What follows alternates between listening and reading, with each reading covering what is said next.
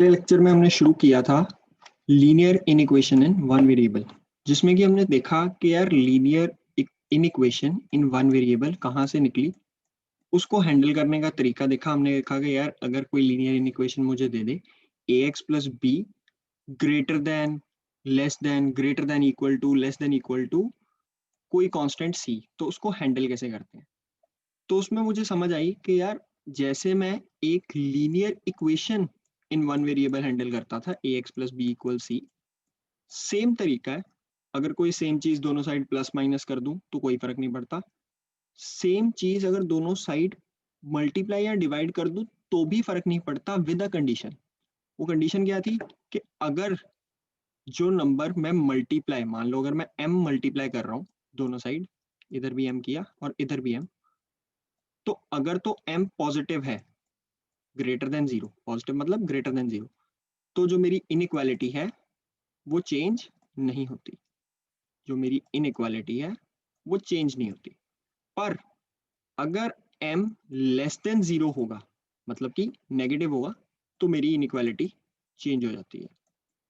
एक ये सबसे काम की बात थी जो हमने पिछली क्लास में भी सुना कि बच्चे बहुत अड़ते हैं इस बात पे, वो हमने समझ ली कि यार अगर मैं एक लीनियर इन इक्वेशन को, चाहे वो वन वेरिएबल हो टू वेरिएबल, अभी हम वन वेरिएबल से डील कर रहे हैं, तो अगर मैं किसी पॉजिटिव रियल नंबर से मल्टीप्लाई कर दूं इन इक्वेशन को, तो मेरी इनइक्वालिटी चेंज नहीं होगी। अगर किसी नेगेटिव नंबर से मल्टीप्लाई करूंगा तो मेरी लीनियर इन इक्वेशन की जो इनइक्वालिटी है वो चेंज हो जाएगी, मतलब ग्रेटर देन लेस देन हो जाएगा, greater than equal to less than equal to हो जाएगा और वाइस वर्सा।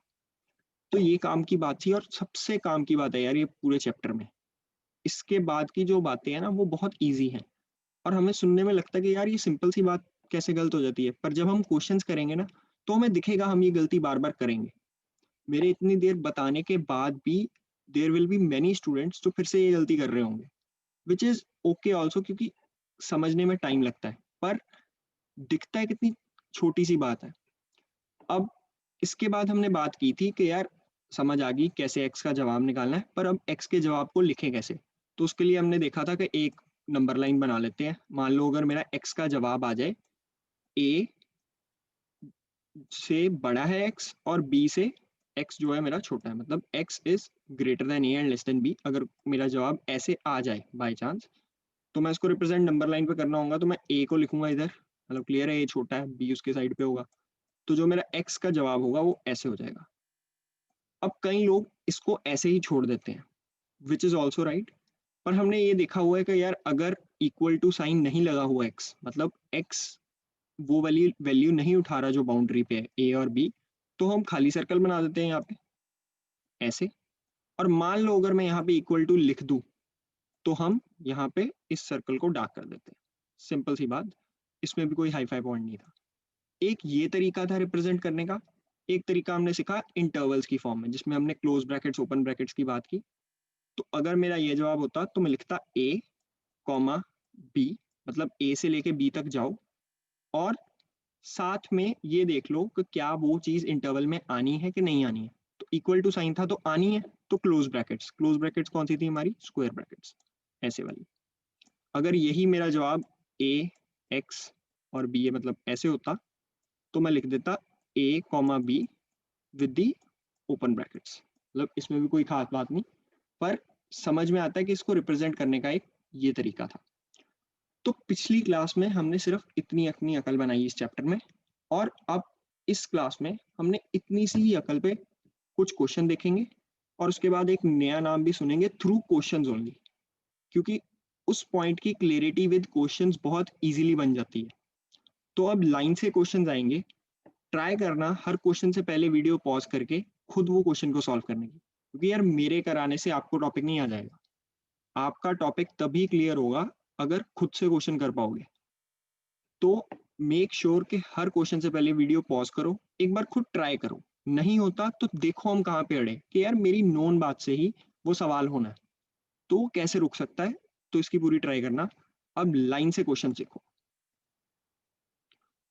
तो ये फर्स्ट क्वेश्चन था, solve 24x less than 100 when x is a natural number, और एक उसने पूछ लिया x इज एन इंटीजर। तो ये बहुत काम का सवाल था, इसलिए नहीं कि मतलब बहुत टफ क्वेश्चन या कुछ ऐसी बात, पर इसमें जो अकल हिट होगी ना, वो हमने जो 8th 9th 10th क्लास तक हमने नाम सुने, rational number, irrational number, natural number, whole number, integers, positive integer, negative integer, वो सब चीजों को हिला देगी एक बार। और हमारा को क्लियर होगा कि यार वो नाम सिर्फ पढ़ने के लिए नहीं पढ़े थे, उनका असली में कोई रोल है। तो ये क्वेश्चन उसी पॉइंट को हिट कर रहा था। देखो कैसे, उसने सिंपल सा क्वेश्चन दिया कि 24x जो होगा वो लेस देन 100 है। तो मैंने कहा ठीक है, इसमें x का वैल्यू निकालना है ना, तो वो तो मुझे पता है कि जैसे लीनियर इक्वेशंस में करते थे कि x को अकेला कर लो तो x की वैल्यू आ जाती है, तो इसमें भी ऐसे। तो इसमें तो मतलब बहुत ही इजी था, सिर्फ 24 साथ में लिखा था, तो मुझे पता था पूरी इन इक्वेशन को 24 से डिवाइड कर दो, या ऐसे समझ लो, या ऐसे समझ लो कि इस 24 को उधर जाके डिवाइड कर दिया क्योंकि ये इधर मल्टीप्लाई हो रहा है। तो अब मैंने ये देखा कि यार x को अकेला किया, 100 के साथ 24 डिवाइड कर दिया। अब मैंने बीच में साइन क्यों नहीं लिखा, ये सुनो। क्यों, मैंने देखा कि यार क्या मैंने एक पॉजिटिव चीज डिवाइड या मल्टीप्लाई की है या एक नेगेटिव। तो मैंने यहाँ पे देखा कि मैंने +24 डिवाइड किया, तो उससे इनइक्वालिटी चेंज नहीं होगी। इसलिए हमेशा ऐसे किया करो कि डिवाइड करके फिर इनइक्वालिटी लिखा करो, ताकि ये याद रहे कि यार मैंने पॉजिटिव चीज मल्टीप्लाई डिवाइड की या नेगेटिव। तो अब क्लियर है कि अब x इज लेस देन 100/24। अब इसकी कटिंग कर लेंगे, मतलब अगर तो चलो 4 से ही कर दो, तो ये 6 हो जाएगा, 4 6 24 और 4 25 100। अब इसको अगर मैं पूरा डेसिमल में निकाल लूँ तो इसका आंसर आ जाएगा 6 4 24, 1 बचेगा, वो आ जाएगा पॉइंट के साथ 0.1, फिर 4, ये 6, मतलब 4.16 समथिंग आता होगा। हमने 4.16 तक ही लिख के छोड़ देना, मतलब कोई टीचर गलत नहीं करेगा इसको, 4.16। तो ये इक्वल टू इसके लिए लगाया है, इसके लिए नहीं। जो x का जवाब है वो मेरा लेस देन आ गया 4.16। देखो अपनी मर्जी से इनइक्वालिटी चेंज नहीं कर देनी कि लेस देन इक्वल टू अपनी मर्जी से लिख लिया, जो यहाँ पे लिखा है मैंने वही लिखा, तो मेरा जवाब बन गया ये। अब थी अकल की बात, उसने पहले पार्ट में क्या कहा कि x एक नेचुरल नंबर। तो नेचुरल नंबर मुझे पता है कि नेचुरल नंबर कैसा नंबर होता है, 1 से लेके इंफिनिटी तक, कैसे 1 2 3 4। तो ये तो नेचुरल नंबर की सिंपल सी डेफिनेशन थी जो मुझे 8th या 9th क्लास से ही पता होती है। तो अब मैंने क्या, इसका जवाब कैसे बनाना था कि हम सिंपली नंबर लाइन बना लेते। सुनना, ये तरीका बहुत काम आएगा आगे भी क्वेश्चंस को करने में। तो नंबर लाइन बना लेता मैं, उस पर मैं सिंपली जो बिल्कुल ही कॉमन सी चीजें हैं वो मार्क कर लेता। मैं लिख लेता 0, मतलब क्लियर है, इधर जाके कहीं प्लस इन्फिनिटी आना है और इधर जाके कहीं माइनस इन्फिनिटी आना है। सिंपल सी नंबर लाइन में बना लेता, उस पर पॉइंट मार्क कर लेता कुछ 1 2 3 4, और क्लियर है कि अगर यहाँ 5 है तो कहीं यहाँ पे होगा 4.16। मतलब ये सिंपल सी नंबर लाइन की हमें जो अकल सीखी थी हमने छोटी सी क्लासेस में, वो हमें पता। अब अगर मैं इस नंबर लाइन की नेगेटिव साइड पे जाऊं तो यहाँ पे होगा -1 -2 -3 एंड सो ऑन।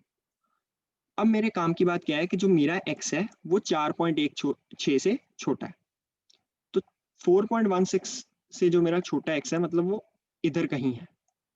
ये मैंने x की एक लाइन बना दी। अब मैंने अपना जवाब बनाना है, तो मान लो मैं ब्लू कलर से नेचुरल नंबर्स का बना देता हूँ। तो मैंने कहा यार जो नेचुरल नंबर होते हैं वो तो 1 से इधर कहीं होते हैं। तो अब मैं जो दोनों लाइंस बनाई है ना, इनका कॉमन एरिया देखूंगा। तो कॉमन क्या होगा, यहां से लेके यहां तक, यही तो कॉमन हुआ। बाकी ना यहाँ पे नीली ऊपर है ना यहाँ पे काली नीचे। तो ये मेरा जो कॉमन एरिया बना, ये मेरा आंसर था। आंसर क्या बना, 1 से लेके 4.16। पर मुझे पता है कि नेचुरल नंबर तो 4.16 हो ही नहीं सकता, वो तो 4 होगा, तो नेचुरल नंबर मेरा आ जाएगा 4 तक।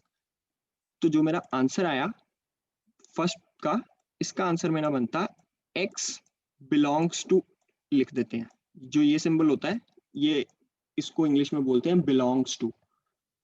तो मैं लिखता 1 से लेके 4 तक। अब क्या ये दोनों वैल्यूज x ले सकता है, तो हाँ ले सकता है, क्योंकि मतलब क्लियर है x को अगर 1 डालो तो भी वो 4.16 से छोटा है, और जो मेरा है अपना 4 वो भी 4.16 से छोटा है। तो मैं दोनों को स्क्वायर ब्रैकेट्स लिखता। मतलब क्लियर है, एक बच्चा मन में गलत इमेज बना के बैठ जाता है अगर यहाँ पे इक्वल टू साइन होगा तो ही स्क्वायर ब्रैकेट्स या क्लोज ब्रैकेट्स आएंगे, तो ऐसा नहीं है। क्या वो चीज मेरे एक्स में इंक्लूड होगी? अगर होगी तो मैं क्लोज ब्रैकेट्स लगाऊंगा, नहीं तो ओपन ब्रैकेट्स लगाऊंगा। तो ये इसलिए बहुत काम का सवाल था। अब अगर मैं इसी का आंसर इंटीजर्स में निकालूं, मान लो मैं इसके लिए ग्रीन पेन यूज कर लूं, तो जो मेरा इंटीजर्स है वो मुझे क्लियर है कि यार ये तो सारे ही इंटीजर्स होते हैं, -1 -2 -3 ऐसे, और ऐसे ही ऊपर भी। तो मतलब क्लियर है, अगर मैं पूरी इंटीजर्स की नंबर लाइन बनाऊं तो ये पूरी इंटीजर्स होंगे। अब वो कहता है 4.16 से छोटे इंटीजर्स बताओ। तो मैंने कहा यार वो तो 4 से शुरू हो जाओ और उसके पीछे सारे इंटीजर्स। तो मतलब क्लियर है कि यहाँ पे 4.16 से छोटे इंटीजर्स, तो ये मेरा शेडेड रीजन जो बन जाता वो ये होता। तो इससे मेरा जवाब क्या बनता? 4 से लेके -इन्फिनिटी, एक्चुअली -इन्फिनिटी से लेके 4 तक। मतलब क्लियर है, हम छोटी वैल्यू से बड़ी वैल्यू तक अप्रोच करते हैं एक्स को। तो जो मैं इसका जवाब लिखता वो लिखता x belongs to -minus infinity with open brackets. मतलब क्लियर है, ये तो हमें पता ही होता है कि इन्फिनिटी या -इन्फिनिटी पे हमेशा ओपन ब्रैकेट्स आनी है। तो -इन्फिनिटी से लेके 4 तक, 4 पे क्लोज ब्रैकेट्स, क्योंकि 4.16 से छोटा ही होगा। तो दिस वाज द टास्क। अब इसमें एक और नई बात सुनो, जो नेचुरल नंबर होते हैं ना उसको डिनोट करते हैं कैपिटल N से, इंटीजर्स को डिनोट करते हैं हम कैपिटल I से। ऐसे ही रैशनल नंबर्स को कैपिटल Q से भी लिख देते हैं, और होल नंबर्स को कई लोग कैपिटल W से भी। तो मतलब ये जस्ट कई बार क्वेश्चंस में दी होती है, इसलिए मैं बता रहा हूं। ऐसा नहीं है कि हम इसको अगर याद करना पड़ेगा कि नेचुरल नंबर को n बोलते हैं, इंटीजर को I बोलते हैं। ये सिर्फ एक सिंपल सी नोटेशन है। तो अगर मैं आंसर लिखूं ना x बिलोंग्स टू 1 4, तो ये एक तरह से इनकम्प्लीट है। क्यों? क्योंकि इसमें कोई बच्चा सोच सकता है कि यार अगर 1 से 4 ही x जा रहा है तो हो सकता है वो 1.5 हो। तो मुझे बताना है कि नहीं, वो 1 से 4 तक सारे नेचुरल नंबर्स ले रहा है। तो मैं साथ में एक इंग्लिश में लाइन लिख दूंगा, where x is a natural number. Simple सी ये लाइन लिख के मैं ये बता दूंगा कि यार x 1 से 4 तक सारे नेचुरल नंबर्स को बिलोंग कर रहे हैं, जहां पे 1 और 4 भी इंक्लूडेड है। क्यों? क्योंकि मैंने क्लोज ब्रैकेट्स निकाले। तो ये इसलिए ये क्वेश्चन हमारे अकल की जो हॉरिजन है ना उसको बढ़ाने के लिए बहुत इंपॉर्टेंट था, ताकि हमें पता लगे कि यार एंड तक जवाब कैसे निकालना है। अब नेक्स्ट देखते हैं। जो ये क्वेश्चन है ये भी बिल्कुल सेम पिछले क्वेश्चन की तरह है, पर इसमें एक अलग ट्रिगर पॉइंट भी हमारा चलेगा। तो कोशिश करना वो खुद से हो पाए, नहीं हो पाए तो फिर सोल्यूशन पे जाना। अब इसका सोल्यूशन देखते हैं। उसने हमें फिर से सिंपल सी इनइक्वालिटी दी कि -12x जो होगा वो ग्रेटर देन 30 है। तो अब इसमें सिंपली -12x को उधर लेके जाना था।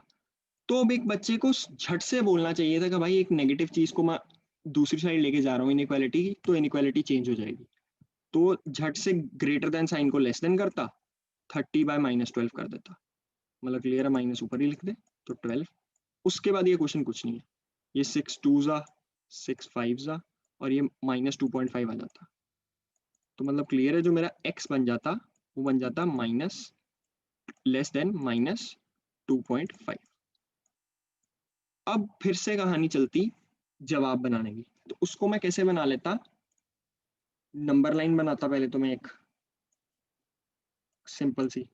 मैं यहाँ पे लिखता कि -इन्फिनिटी होता है, यहाँ पे मैं लिख देता कि ये इन्फिनिटी होता है, सेंटर में मैं कहीं लिख देता कि 0, ये होगा फिर 1, ये 2, ये 3, ये 4, ये 5 और सो ऑन, -1 -2 -3 -4 और ऐसे ही सो ऑन।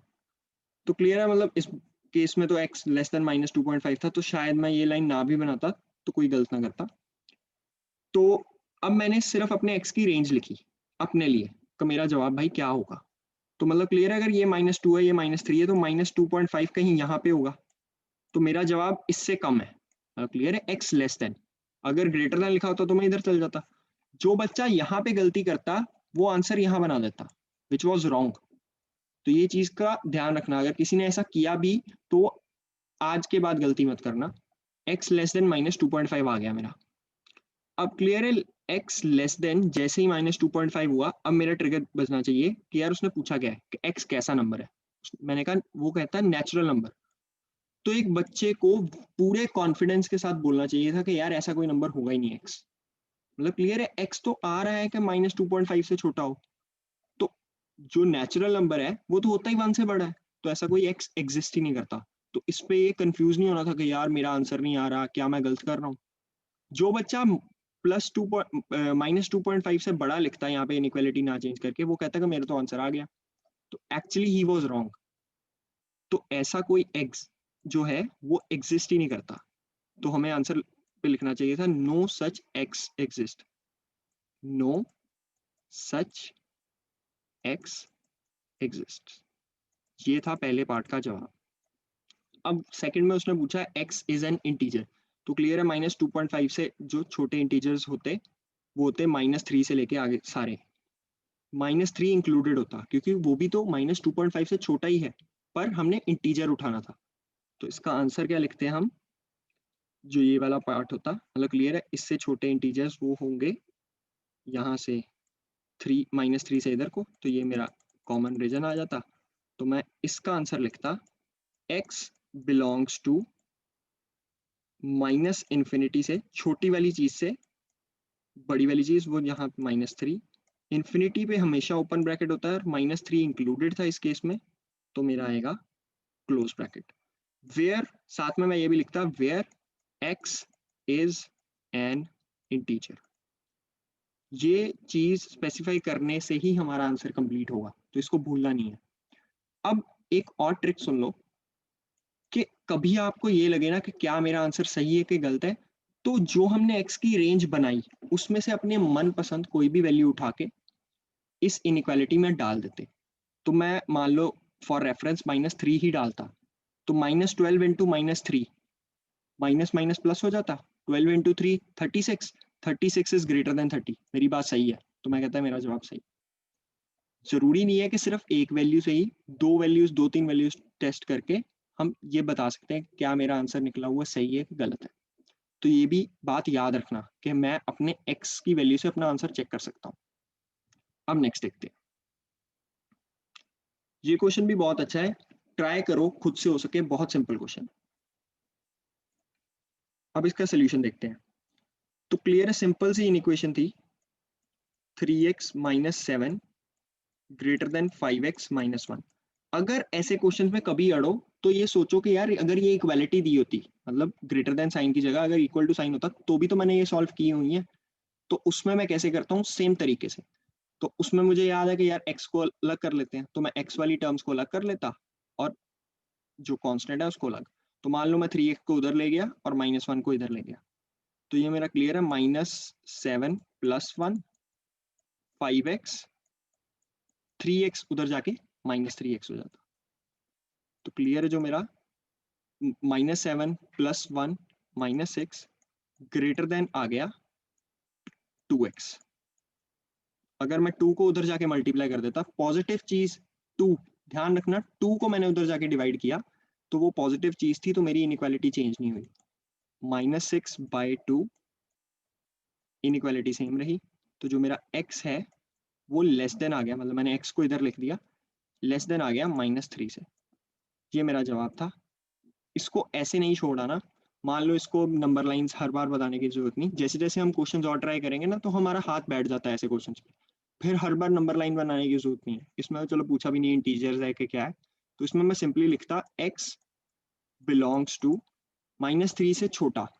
तो मतलब अगर मैं फिर से नंबर लाइन बना लूँ, -3 से छोटा, तो इधर तो मुझे क्लियर है कि -∞ होता है, तो मैं लिखता -∞ से 3, -∞ पे ओपन ब्रैकेट। अब मैं देखता कि -3 से छोटा, मतलब क्लियर है, यहाँ पे -3 आना है, तो -3 से छोटी वैल्यू चाहिए, -3 नहीं चाहिए, तो मैं इसको भी ओपन ब्रैकेट ही लिखता। मतलब क्लियर है कि यार ये ब्रैकेट्स का बहुत सिग्निफिकेंस है, इनको बिल्कुल डिजाइन की तरह नहीं समझना कि आज मेरा मन है तो मैं स्क्वायर ब्रैकेट लगाऊंगा, ऐसा नहीं है। मैंने देखा क्या x -3 हो सकता है, तो नीचे इक्वल टू लगा ही नहीं हुआ था, तो मैंने कहा नहीं हो सकता, इसलिए मैं क्या करता कि यहाँ पे ओपन ब्रैकेट्स लगाता। इस चीज का ध्यान रखना, बहुत सिंपल क्वेश्चन था। अब नेक्स्ट देखते हैं। जो ये क्वेश्चन है ये भी बहुत सिंपल है, जस्ट टू मेक के हमारा हाथ बैठ जाए कैलकुलेशंस पे, उसके लिए ये क्वेश्चन डाला था। ये भी हमारा खुद से होना चाहिए था। इस क्वेश्चन में कुछ ट्रिक नहीं थी, सिंपली एलसीएम ले लेना था। 1 2 3 का जो एलसीएम आता वो क्लियर है 6 ही हो जाता। तो अब ये हो जाता 6x, इसको 3 से मल्टीप्लाई डिवाइड कर देते नीचे 6 बनाने के लिए, तो ये प्लस 3x, और इसको 6 बनाने के लिए 2 है, तो प्लस 2x जो होता वो बाय 6 आ जाता मेरा, लेस देन 11। अब क्लियर है, सिंपली ऊपर प्लस कर देता, तो वो 6x plus 3x 9x plus 2x 11x, 11x by 6 is less than 11।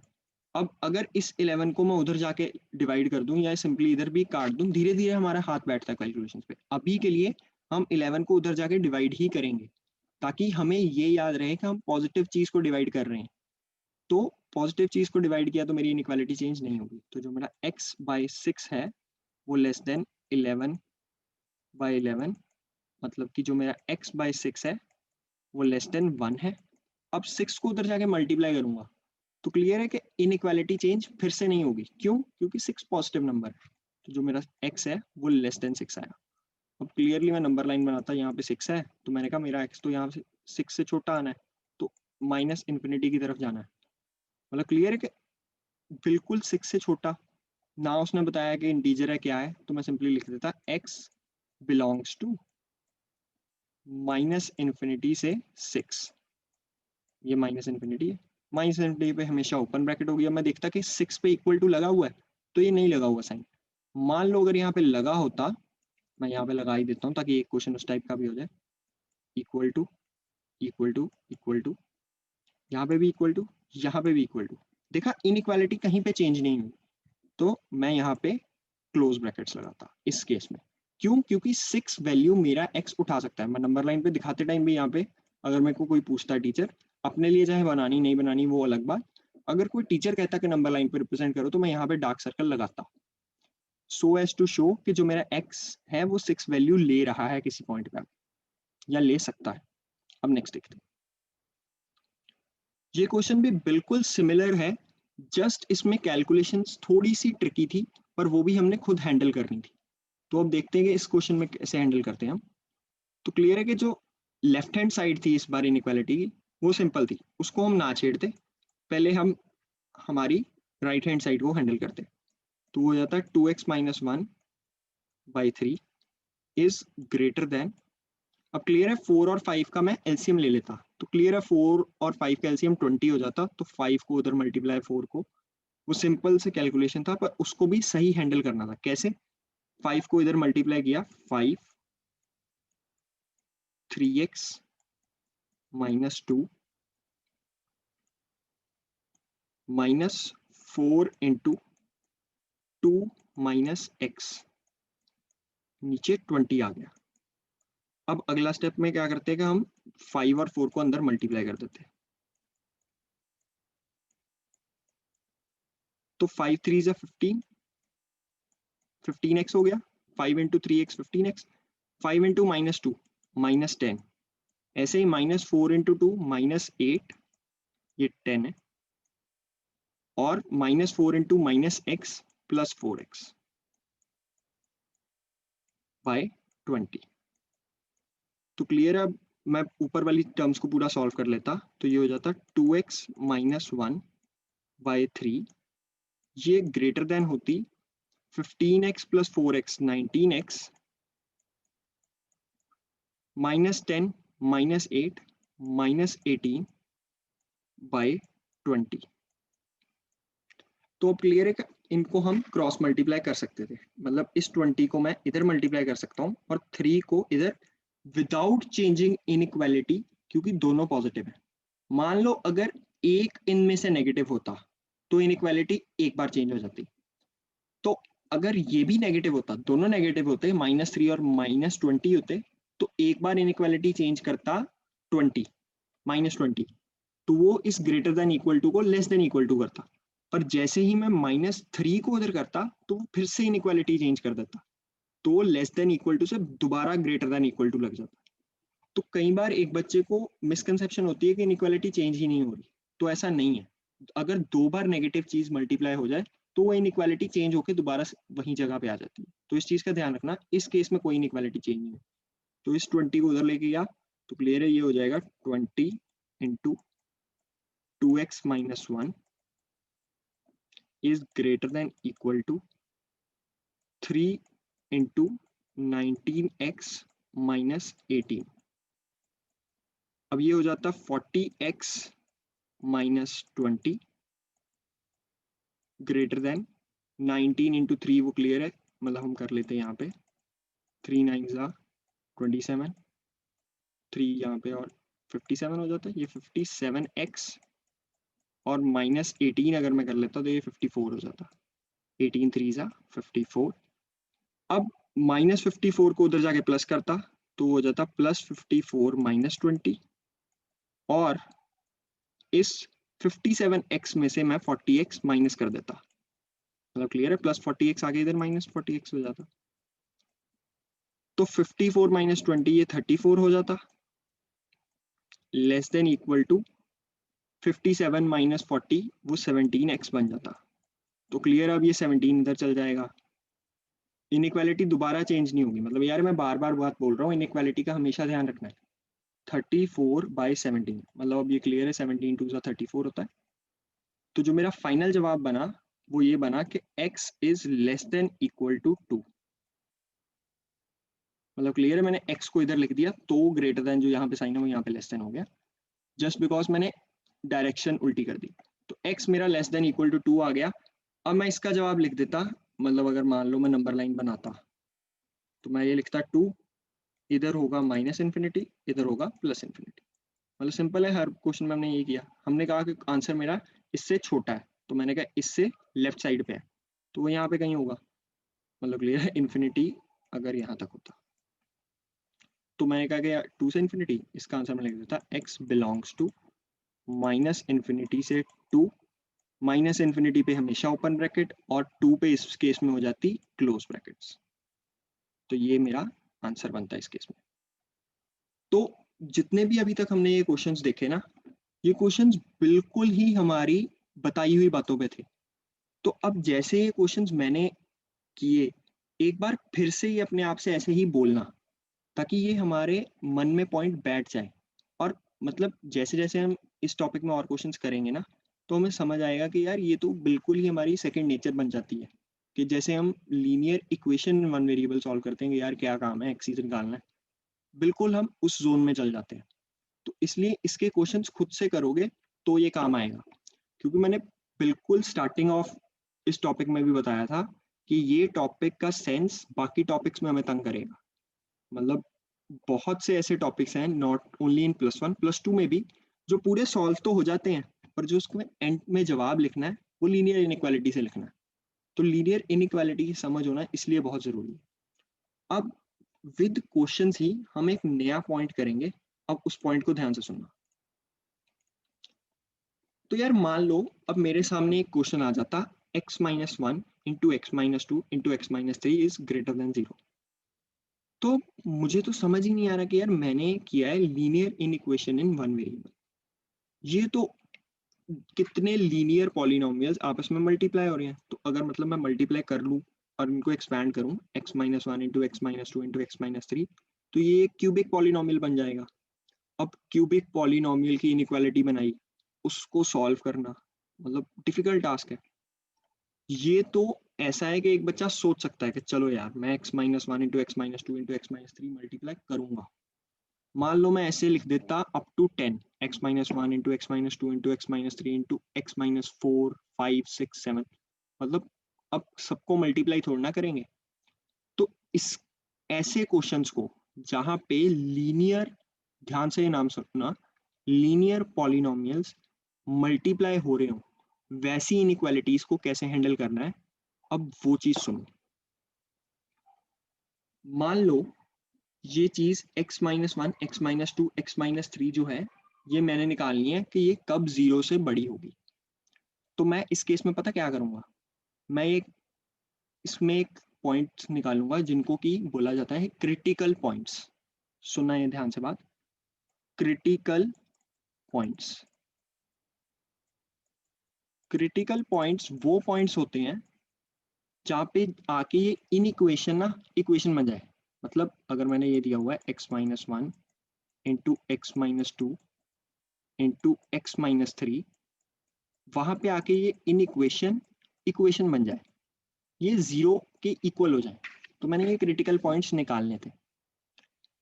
In critical points को निकालने के लिए हम क्या करते हैं, मतलब क्लियर है कि ये अगर मैं क्वेश्चन आपको 10th क्लास में दे देता तो आप कहते कि वाह, ये क्वेश्चन तो मैं बहुत इजीली कर दूंगा, क्योंकि क्लियर है कि अगर ये एक्सप्रेशन को जीरो होना है तो यहाँ ये जीरो हो जाए, यहाँ ये जीरो हो जाए, या ये जीरो हो जाए, या तीनों ही जीरो हो जाए। तो वो तो हो नहीं सकता, क्योंकि x तो एक ही वैल्यू उठाएगा ना एक टाइम पे। तो हम कहते हैं कि यार मान लो x-1 जीरो है, तो उसमें x आ जाता 1। अब कोई कहता कि नहीं यार मैं तो x-2 को जीरो करूंगा, तो उस केस में x आ जाता 2। एक कहता है x-3 को जीरो करूंगा, उस केस में x आ जाता 3। विद सिंपली इन सबको इक्वल टू जीरो करके x की वैल्यू निकाल लेते, जैसे इस केस में निकाली थी। ये जो पॉइंट्स आई ना x की, इनको बोलते हैं क्रिटिकल पॉइंट्स। अब आती है आगे की बात। आगे की बात क्या है कि मान लो अब मैं एक नंबर लाइन बनाऊं, क्लियर है, मैं उस पे इन क्रिटिकल पॉइंट्स को मार्क कर दूंगा। उसमें कोई जीरो को बनाने की जरूरत नहीं है, मैं क्लियरली 1 2 3 ऐसे पॉइंट्स को मार्क कर दिया। उसके बाद मैंने इस मेथड को नाम दिया हुआ जंप मेथड। स्कूलों में इनमें वेवी कर्व मेथड भी बोला जाता है। मेथड्स के नाम पे यहाँ पे जंग नहीं हो रही, बात है कि मुझे काम की बात समझ में लगे कि यार क्वेश्चन कैसे करना। तो इसमें बेसिकली क्या करना है कि हमने हर क्रिटिकल पॉइंट पे जाके ना जंप मरानी है। तो एक बंदा आया, हर क्रिटिकल पॉइंट पे आके उसने जंप मार दी, और इसके बाद कुछ था नहीं तो वो चला गया।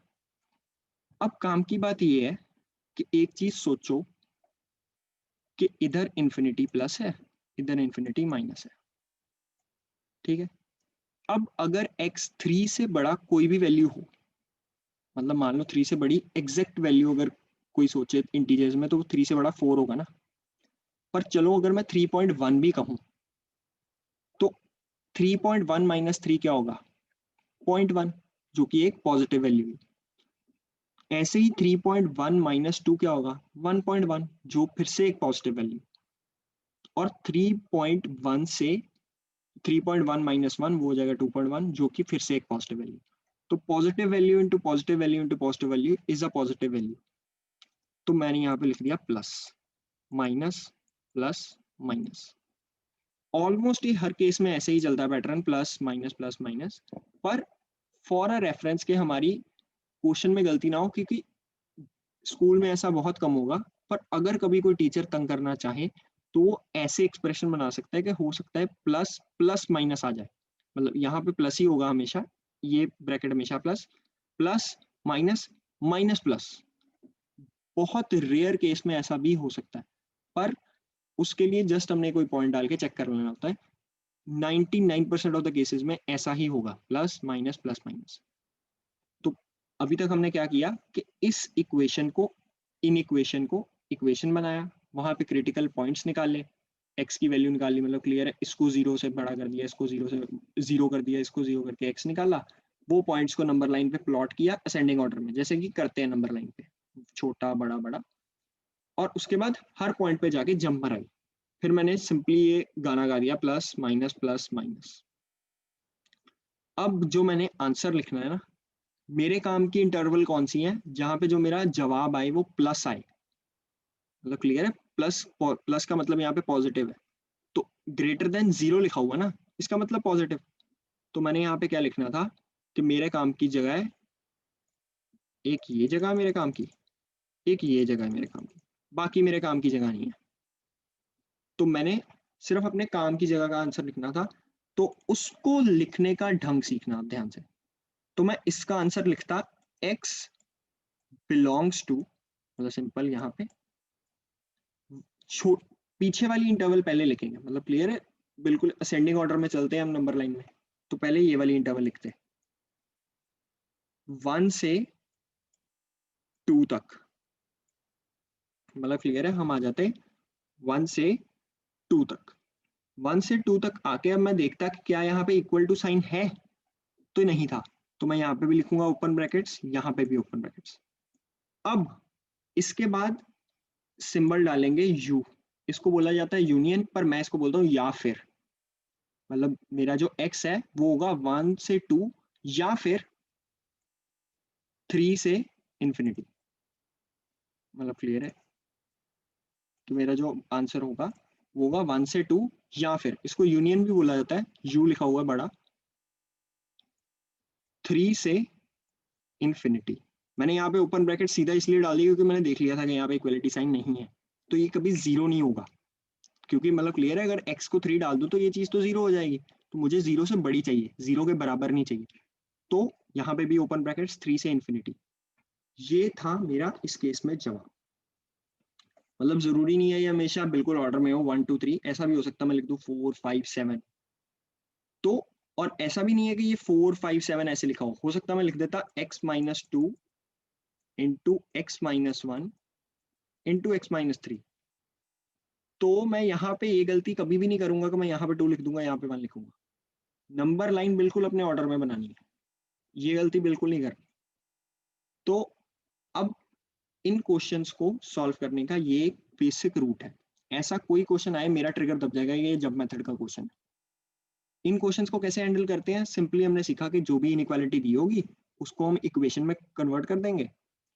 मोस्टली वो ग्रेटर देन जीरो वाली बात ही करेंगे इस केस में। तो मैं इसको क्रिटिकल पॉइंट्स निकालूंगा। क्रिटिकल पॉइंट्स कैसे निकालूंगा, जो मेरा एक एक पॉलिनोमियल होगा उसको जीरो कर दूंगा। x-1 जीरो हो जाएगा तो x1 आ जाएगा, x-2 को जीरो करूंगा x2 आ जाएगा, x3। फिर उसके बाद मैं हर पॉइंट पे जाके जंप मरवाऊंगा, फिर मैं ये गाना बोल दूंगा प्लस माइनस। उसके बाद मैं अब चेक करने के लिए, मान लो मैं 3 से बड़ी वाली तो हम डाल चुके हैं, अब 1 और 2 के बीच में प्लस साइन ही आना है, ये कंफर्म करना है। मान लो फॉर एग्जांपल, तो मैं 1 और 2 के बीच में कोई नंबर मान लो 1.5 डाल दूं, तो मुझे समझ में आता है 1.5 माइनस 1.5 एक पॉजिटिव वैल्यू आई। 1.5 माइनस 1 एक पॉजिटिव वैल्यू। ऐसे ही 1.5 माइनस 2, 1.5 माइनस 2, क्लियर है कि 1.5 माइनस 2 एक वैल्यू हो जाती -0.5, नेगेटिव वैल्यू। मतलब क्लियर है, ये प्लस हो जाता, ये कोई माइनस चीज आती। ऐसे ही 1.5 माइनस जो हमारा 3 होता, वो भी क्लियर है कि मेरे सामने क्या आ जाता, तो जो कि क्लियर है 1.5 माइनस 3 इस केस में क्या हो जाता, -1.5। तो ये भी एक नेगेटिव चीज होगी। तो positive into negative, plus minus minus हो जाता, फिर से माइनस प्लस हो जाता, तो ये जो मेरा फिर से आंसर होता वो प्लस ही आता। तो ये बहुत काम की बात है कि यार हम ऐसे चेक भी कर सकते हैं।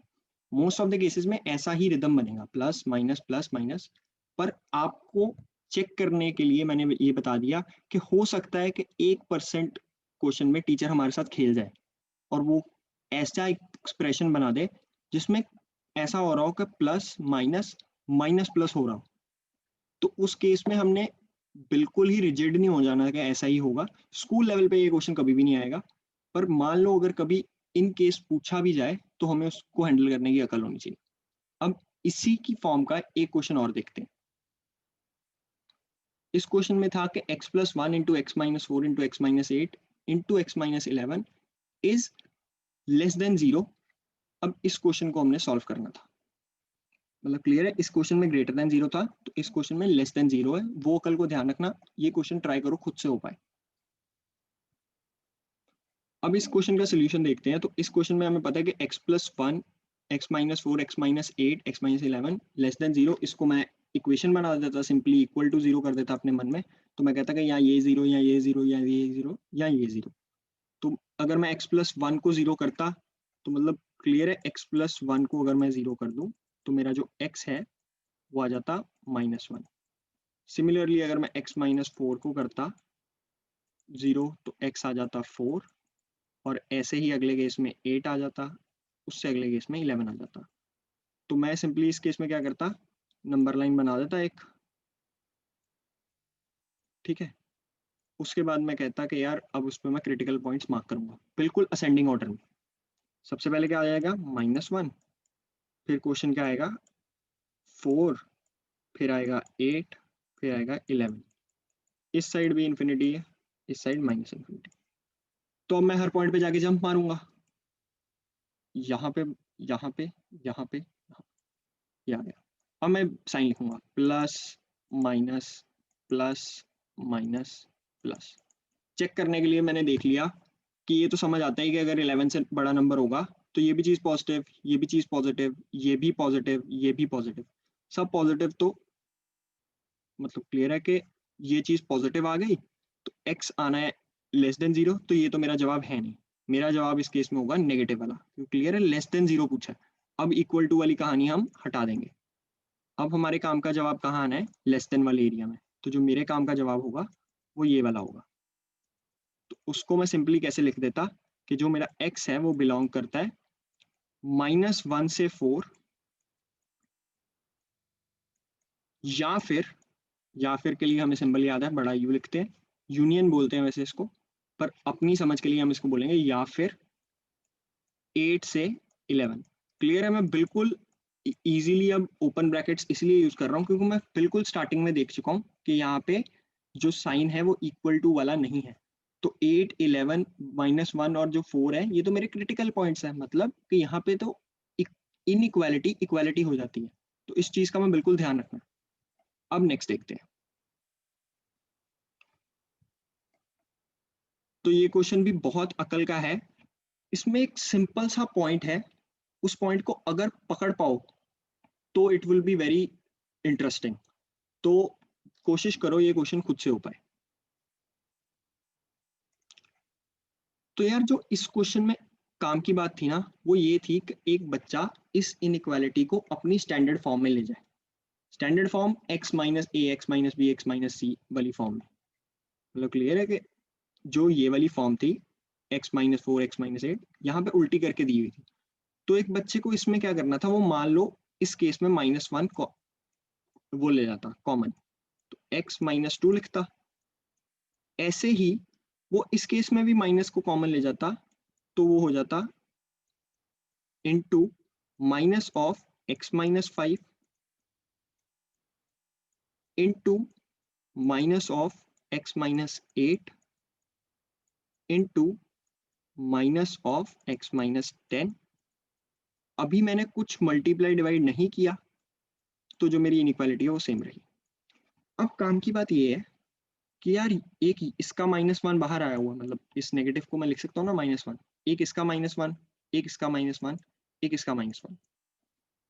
तो इनफैक्ट यार इस केस में बहुत इजी हो गया क्योंकि इवन नंबर ऑफ टर्म्स थी, तो इवन नंबर ऑफ -1 या even number of negative terms multiply हो रही थी, तो उन सबके नेगेटिव साइन कैंसिल हो रहे थे, तो वो एक पॉजिटिव चीज बन रही थी। तो उससे इनइक्वालिटी को एक्चुअली कोई फर्क ना पड़ता, तो ये ऐसे ही हो जाता। x-2, ये क्वेश्चन अच्छा नहीं था, x-5 into x-8 into x-10। Simple था ये, और इनइक्वालिटी चेंज ना होती। क्यों? क्योंकि ये सारे मिलके आपस में पॉजिटिव। बट इन केस मान लो ये 3 टर्म दी होती, ये वाली टर्म ना होती, तो ये क्लियर है -1 इंटू -1, 1 इंटू -1, ये एक -1 हो जाता जिसको कि मैं उधर फेंकने की कोशिश करता। मतलब क्लियर है, मैं नेगेटिव टर्म मेरे नोन बात नहीं है वो, तो मैंने उसको उधर फेंकना है क्योंकि वो 0 से मल्टीप्लाई होगा 0 ही हो जाएगा। पर ये ध्यान रखना है कि उस केस में जब मैं इस -1 को उधर फेंकता तो ये ग्रेटर देन चेंज होके <0 बन जाता। ये चीज मेरे को लगा था शायद इस क्वेश्चन में पिक होगी, पर चलो अगर बची तो अब हमें समझ आनी चाहिए। उसके बाद यार ये क्वेश्चन बिल्कुल बेकार था, क्रिटिकल पॉइंट्स निकालने थे, वो अब हमारे को ओरली करने भी आने चाहिए। x-2 को 0 रखते हैं, x-5 को 8 को 10 को, तो मतलब क्लियर है x-2 को अगर मैं 0 करता तो वो 2 हो जाता। ऐसे ही इस केस में 5 हो जाता, x-5 के केस में 0 होता तो x2 आ जाता, फिर 5 आ जाता, फिर 8 आ जाता, फिर 10 आ जाता। तो सिंपली मैं नंबर लाइन बना देता। इस केस में दिए ही असेंडिंग ऑर्डर में हुए थे तो वो भी गलती नहीं थी। x 2 5 8 10, हर जगह जाके जंप लगाते और फिर हम बोलते plus minus plus minus plus.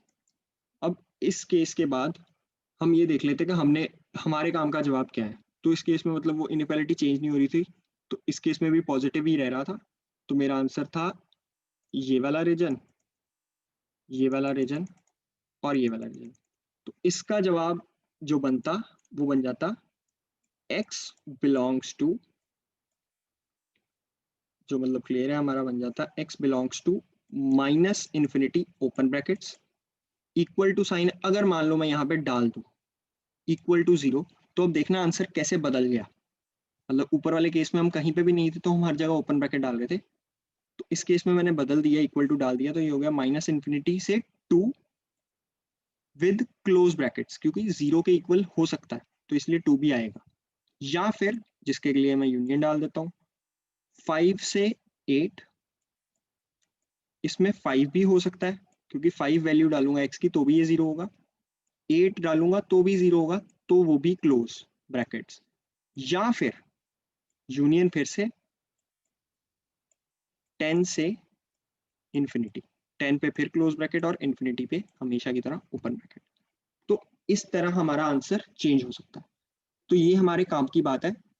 अब इसके बाद जो हमारे linear inequality in one variable की टर्म है ना, उसका जो एक बेसिक और बहुत यूजफुल टाइप है जंप मेथड, हमने वो कवर कर लिया है। अब इसके बाद जो हमारा काम है ना, दैट इज कि वो सिर्फ सुन जाते हैं चीज। मान लो अगर मैं आपको इनइक्वालिटी के जो हम क्वेश्चन कर रहे हैं हम अभी तक, उसमें हम बिल्कुल क्लियर है, अगर मैं x/24 ग्रेटर देन 8 बोलता हूँ तो हम उसमें क्लियरली इस 24 को उधर जाके मल्टीप्लाई कर देते हैं सिंपली, और बस देख लेते हैं इनइक्वालिटी चेंज होगी कि नहीं होगी। होती है तो हम नहीं कर, नहीं होती है तो हम कर देते हैं, नहीं होती तो हम रहने देते हैं। पर मान लो अगर मैं यहाँ पे लिख दूं x/x-8, x/x-8 is greater then, मान लो कोई भी नंबर होता है 10 हो जाता, तो क्या मैं इजीली x-8 को उधर मल्टीप्लाई कर सकता हूं? तो एक बच्चा जिसने ये क्वेश्चन गलत करना था वो सिंपली इसको ऐसे जाके मल्टीप्लाई कर देता। क्यों वो बच्चा गलत होता? वो ये सिंपल सा रूल अपना भूल जाता कि यार हम मल्टीप्लाई तभी करते हैं जब हमें इनइक्वालिटी की श्योरिटी हो कि ये चेंज होगी कि नहीं होगी। मतलब क्लियर है, अभी तक हमने जितने क्वेश्चन किए उसमें मैं बार बार बोल रहा था कि यार पॉजिटिव चीज मल्टीप्लाई हो रही है, यहाँ पे तो नहीं। जो हम ये क्वेश्चंस कर रहे थे, मतलब क्लियर है, इसमें मैं बार बार बोल रहा था कि 3 उधर प्लस गया, 20 इधर प्लस गया, तो इनइक्वालिटी चेंज नहीं हुई। तो एक्चुअली इस केस में उसको ये पता ही नहीं है कि x-8 कोई पॉजिटिव नंबर होगा कि नेगेटिव नंबर होगा। मतलब क्लियर है, अगर x को मैं 2 डाल दूं तो 2 माइनस 8 माइनस 6 हो गया, बट अगर मैं x को 9 डाल दूं तो 9 माइनस 8 प्लस 1 हो गया, तो इक्वालिटी नहीं चेंज, इनइक्वालिटी ना चेंज होती, पर अगर मैं x को 2 डालता हूं तो इनइक्वालिटी चेंज होनी चाहिए। तो एक बच्चा ये स्टेप नहीं कर सकता विद आउट एनी कंडीशन। जो बच्चा सही करता वो अपने मन में पहले बोलता कि जो मेरा x है वो 8 से हमेशा बड़ा होगा, इक्वल भी नहीं। मतलब क्लियर है, अगर वो इक्वल हो जाएगा तो x 8-8 डिनोमिनेटर में 0 आ गया जो कि नॉट डिफाइंड होता है। मतलब क्लियर है, anything divided by 0 is not defined. तो एक बच्चा ये गलती करता। तो अब इसको हैंडल करने के लिए हमने ऊपर एक शर्त रख ली कि भाई x जो होगा वो 8 से हमेशा बड़ा ही होगा, तो मैं ये इनइक्वालिटी सॉल्व करूंगा, नहीं तो मैं नहीं करता, हो ही नहीं सकती। तो x/x-8, अब वो बच्चा लिख देता x is greater then 10 into x-8। अब इससे जो जवाब बनता वो हो जाता 10x-80। अब क्लियर है, इस -80 को उधर ले जाते +80 हो जाता, इस x को उधर ले आते 10x-x 9x बन जाता। तो जो मेरा x है वो लेस देन 80/9 आ जाता।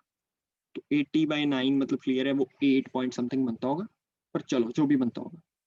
अब एक बच्चा इसके आगे फिर से गलती करता। वो गलती क्या होती? वो कहता कि जो मेरा आंसर है ना, वो नंबर लाइन बनाता अपने मन में, वो कहता है यार ये 0 है और ये मेरा मान लो 80/9 है यहाँ पे, तो 80/9 से छोटा x होगा, वो सारी मार्क कर देता, वो आंसर लिख देता कि x बिलोंग्स टू -∞ से 80/9। मतलब क्लियर है, यही तो हमने किया अभी तक।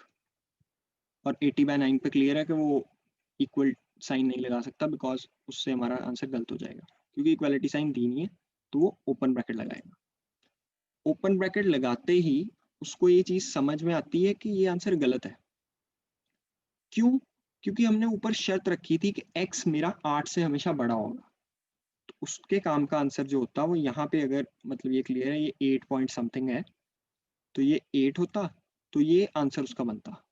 मतलब अगर मैं क्लियरली पूरा निकालने ही लग पड़ूं, तो 8/9 हो जाएगा, 9 8 72, वो 8.888 ऐसे ही आगे आता रहेगा। तो जो उसका आंसर था वो होता x बिलोंग्स टू 8 से 80/9, दोनों पे ओपन ब्रैकेट। वो जो 8 वैल्यू है वो कभी ले ही नहीं सकता, क्योंकि वो 0 हो जाएगा, तो हमारा पॉलिनोमियल नॉट डिफाइंड आ जाएगा। तो इस केस में ये आंसर गलत होता, ये आंसर सही होता। ये सिर्फ हमने एक बार पॉइंट सुन लिया, अभी अगली क्लास से इस पे और डिस्कशन करेंगे और इसके क्वेश्चंस के थ्रू अपनी अकल बढ़ाएंगे। तो अभी तक जो हमने काम किया है ना, इसके सारे क्वेश्चंस एनसीईआरटी लेवल तक के तो हमारे यूं हो जाने चाहिए। तो ट्राई करो अपने एंड पे एनसीईआरटी के यहाँ तक के सवाल सारे खुद से कर पाओ। अब नेक्स्ट क्लास में हम ये वाले पॉइंट जो हमने लास्ट में डिस्कस किया है मल्टीप्लाई का, इस पे और डिस्कशन करेंगे।